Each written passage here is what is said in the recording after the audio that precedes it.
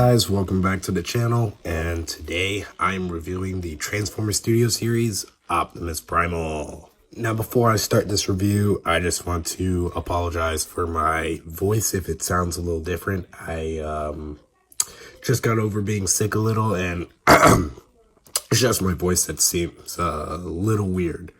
But I'm going to push through and try to get this review out. Anyways, let's look at this packaging real quick before I show you guys the figure. This packaging is amazing. It's this awesome CG render of Optimus Primal on this side, and we got his robot mode right here. And then we got the back, which shows the product shots of the figure itself. Pretty basic. So you guys could look at that. Then we got the other side, which is Primal's ape face. So the box is pretty cool though.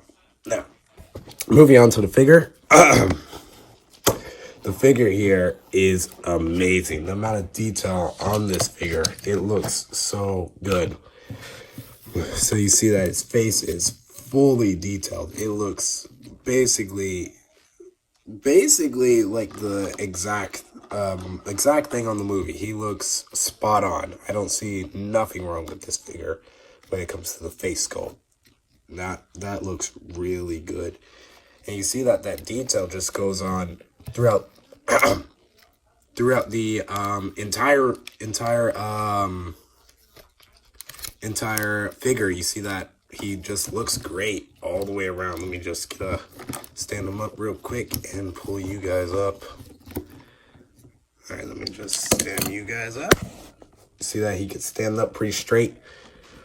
But yeah, the details just looks very well done on the chest. The chest is very well designed. Everything about this figure just looks really well, other than the legs, but I'll get to that in just a minute. But so you got some nice detail throughout the arms. They even put some detail underneath the shoulder pads right here. See that, like some wiring detail of some sort. Looks really nice though, ain't gonna lie. This is just really, really nice all the way around. Just all over this figure. Really amazing. You see that you got some like weathering from the same detail that same paint effects that Rhinox has. So yeah, they definitely been to war with the Predacons for quite some time. Even the back of the figure, just the detail of his back, the way the sculpting, it just looks so good. Yeah, so now we are going to move on to articulation. Now, gorilla mode articulation is okay, I guess. You see he has a full 360-degree arm movement. His head is actually really good, though. His head can almost do a full 360, but there is this little thing in the way, so, you know, he can look that far, look up this much, so, you know, he can be flying gorilla. His mouth also has movement. You see that? It opens like this. It can open that far, and wow, that is really good looking. Unfortunately, he doesn't have that repulsor thing that he has in the movie, but I can forgive him on that. I see that would be kind of hard to do, but it just looks very well. His hands opens. He has 2 finger joints. He can move his fingers separately like this. So he has one here, and a thumb, which can't move, but it moves on both sides. So that is always a nice touch. His feet, I mean, it can't really move, but you can do that, I guess. But that's kind of due to transformation. So you get him into this standing gorilla pose, kind of, when you do like this. And oh, I forgot to mention he has these butterfly joints, which helps him for like this. Let me show you guys real quick for that move, so he can stand up on all fours and look like a real gorilla. So that's pretty nice. Oh, by the way, I just wanted to show you guys this. The gorilla arms actually don't supposed to be like this. They actually supposed to be on the inside. So like this This is how they say it's supposed to be, which personally I don't really like the way that looks. I think it makes more sense to have the gorilla fur on the outside, so I just did that, which it just makes so much more sense. It looks better from a side perspective. I just find it a whole lot better. Now we're gonna move on to comparisons real quick. Let me just stand this guy up. So here is Bumblebee. That's how he scales up next to each other. Here's Rhinox, and you see that. Well, this is a bad comparison. Well, here is Rhinox in his Rhino mode. And here is Cheetor in his Cheetah mode. Okay, so now moving on to transformation, we are going to start off with the arms. We are going to untab the furry bits from the that part, and then we're going to untap this part, the this dome part, and we're going to turn it this way, and we're going to twist the fur part and push in the knuckles all the way, and then fold it in. And once you do that, you can push this dome bit in. It should, oh no, it doesn't click. Then you can fold this on top, and then do the same thing with this thing. Just fold this in, and it should click. Oh, okay, there's a very light click. It doesn't tab into anything, but it just folds. So then you just twist the, oh no, you don't twist the wrist. Now we're gonna do the same thing on the other hand. Just untab all this, turn this in a little bit, push in the monkey fist, and twist this around, turn this in, and then that is the arms transform. And we're going to then you're going to move on to the chest part. You're going to pull out the chest, and you're going to twist this around and then keep it right here. Next, you're going to pull the head up, push it all the way up where he's looking up.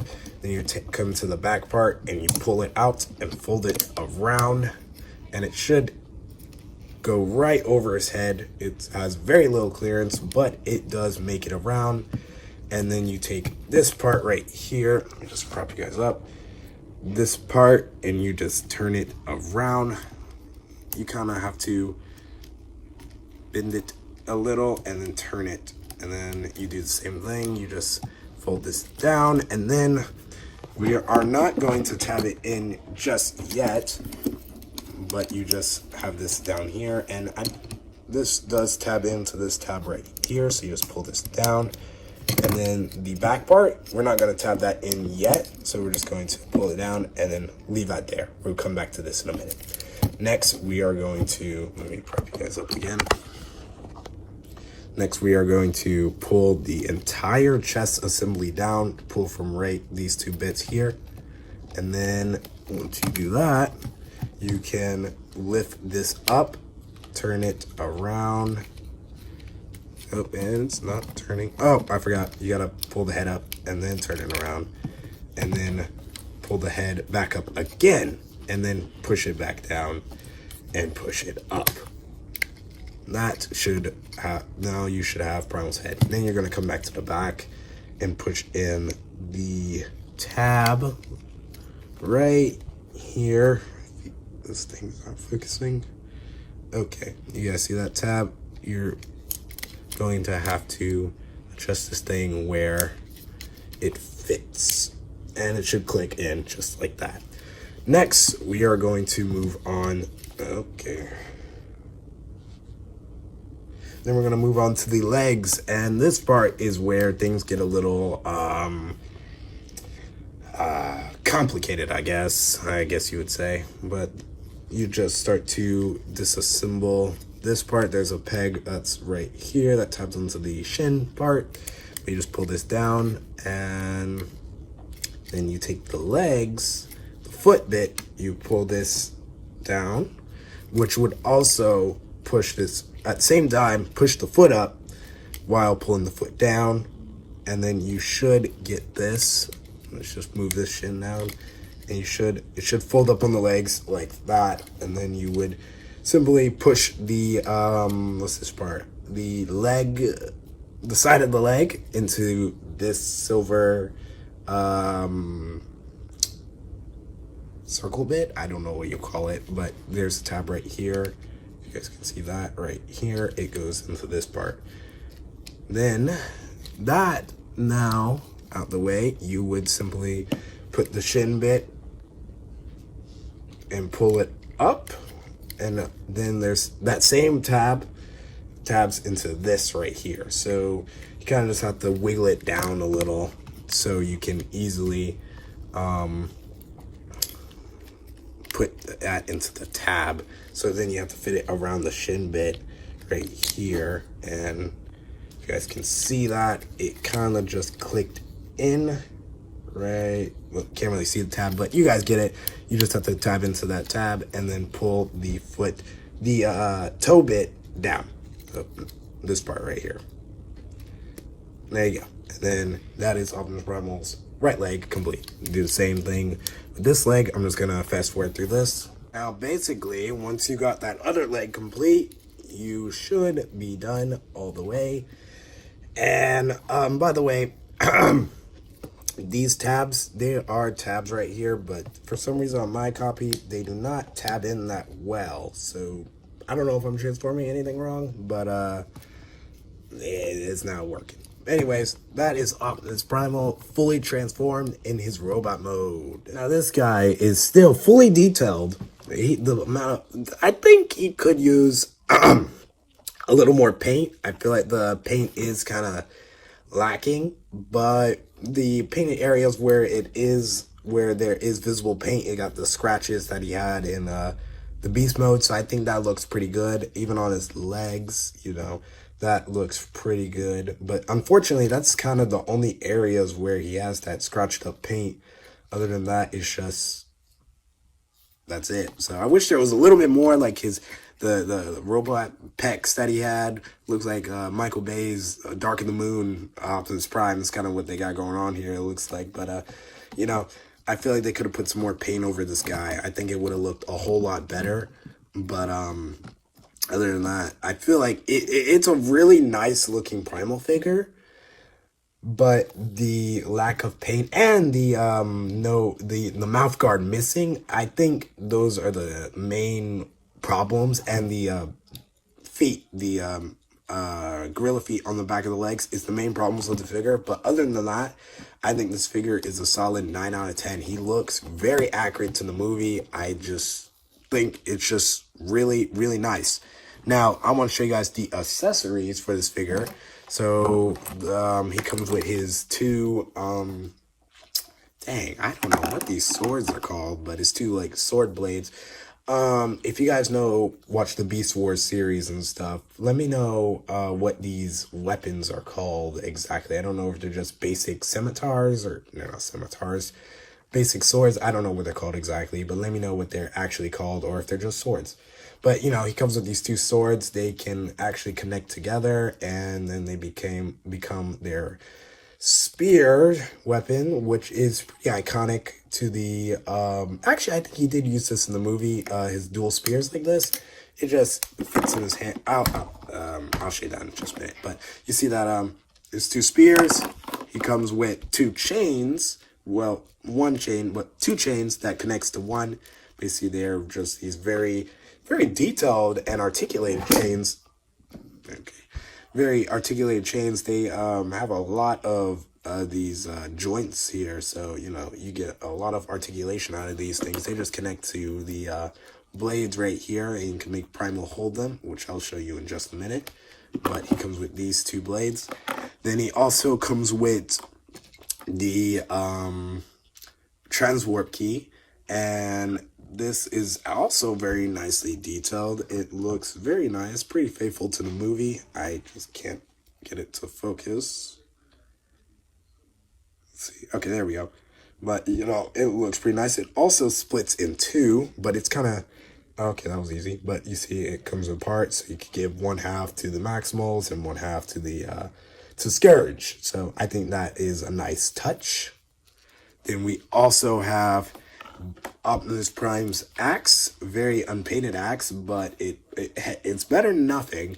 I just hate when they include like other Transformers, other characters, accessories with another character. They force you to buy that character so you can get that. So you feel me? So, but here's this. It's a nicely detailed axe, but it suffers from the lack of paint. If it had more paint, maybe some silver, give it a little blue that it had in the movie, I think it would look very nice. It's also a bit too small, but it's better than nothing, right? So I think that's pretty nice. And I believe, yeah, that's all the accessories we got. So I'm going to show you him holding them. So now he has his sword weapons. He holds it pretty basic like this. Oh, he also has adjustable fingers too. So in both gorilla mode and robot mode. So that's pretty nice. So here's how he looks with his two sword weapons. That's pretty nice. And you can also connect the chain down here. So see, there's the peg right here, and this peg goes into this, and that connects it to make one big chain, and then you connect this one. You get the point. You connect it. I'll show you a photo of it, but you see it connects like that, and you can make it look pretty cool. And then we have him holding the transwarp key, I guess. You can make him hold it if you want. Cool, I guess. And here is the axe. Now you see what I mean by this is like way too small. It looks way too small. Like even for Bumblebee, I think it still should be a little bigger. I think it kind of works for Bumblebee for when he's about to hit Scourge with the hammer. So, that you can recreate that scene with if you have this figure and Scourge. So that's pretty nice that you can do that.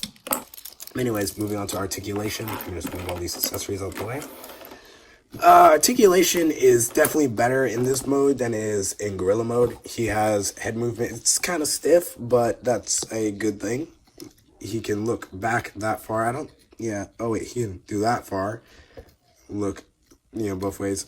He can look up that far and look down that far. His arms can do a full 360. He has 90-degree bend at the elbow.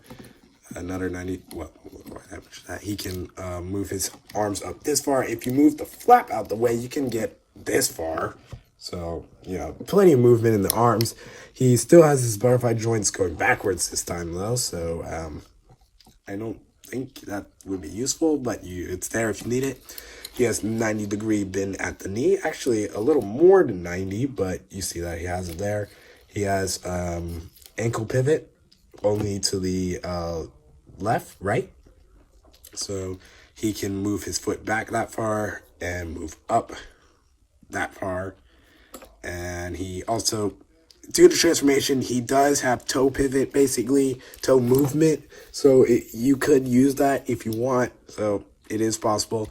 He also has waist movement too. So, overall, still a really good figure.